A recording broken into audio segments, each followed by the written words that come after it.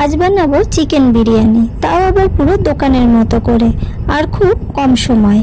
প্রথমে মাংসটাকে ম্যারিনেট করে নেব টক দই, লঙ্কার গুঁড়ো, হলুদ গুঁড়ো, স্বাদ মতো নুন, রসুন বাটা, আদা বাটা, বিরিয়ানির গুঁড়ো মশলা, স্টার অনিস, গোটা গরম মশলা, তেজপাতা আর এক ঢাকনা কেওড়া জল দিয়ে ম্যারিনেট করে নেব। আমি কিন্তু এখানে গোলাপ জল দিইনি মাংসে। ম্যারিনেট করে নিয়ে মাংসটা আধ ঘন্টার জন্য ফ্রিজে রেখে দেবো।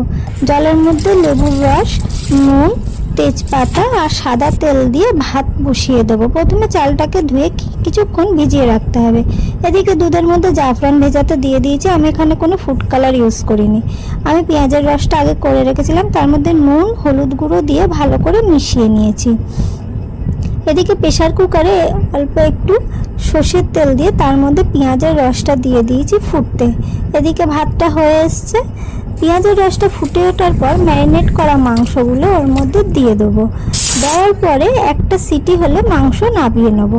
মাংসগুলো পেঁয়াজের রস থেকে তুলে নিয়ে যে রসটা থাকবে ওর মধ্যেই আলুগুলোকে দিয়ে দেবো সেদ্ধ করতে।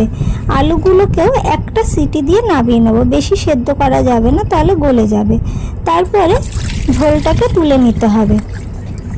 এদিকে জাফরান মেশানো দুধের মধ্যে অল্প একটু মিঠে আতর আর এক ঢাকনা গোলাপ জল দিয়ে দিয়েছি। কেওড়া জল দিইনি, কারণ আগেই দেওয়া ছিল মাংসের মধ্যে। এবার ওই দুধের মিশ্রণটা ওই ঝোলের মধ্যে দিয়ে আর এক চামচ গোলমরিচ গুঁড়ো দিয়ে মিশিয়ে নেব। হাঁড়ির মধ্যে দিয়ে দেবো একটা কলা পাতা আর মাংস আলুগুলোকে ভালো করে সাজিয়ে নেব। কলা পাতাটা দেওয়ার কারণ নিচ থেকে যেন পুড়ে লেগে না যায়। তারপরে সাজিয়ে নেওয়ার পর ভাত দিয়ে দিতে হবে। ভাতগুলো ওপরে সাজিয়ে দেওয়ার পর ওই ঝোলটা ওপর থেকে ভালো করে মিশিয়ে দিতে হবে। আমি আগেই বলেছি আমি এখানে কোনো ফুড কালার ইউজ করিনি। তারপরে পেঁয়াজ ভেজে রেখেছিলাম, মানে বেরেস্তা, সেটা হাঁড়ির উপরে ওপর থেকে ছড়িয়ে দিয়েছি আর দিয়েছিলাম কিছুটা পরিমাণ ঘরে জাল দেওয়া ঘি।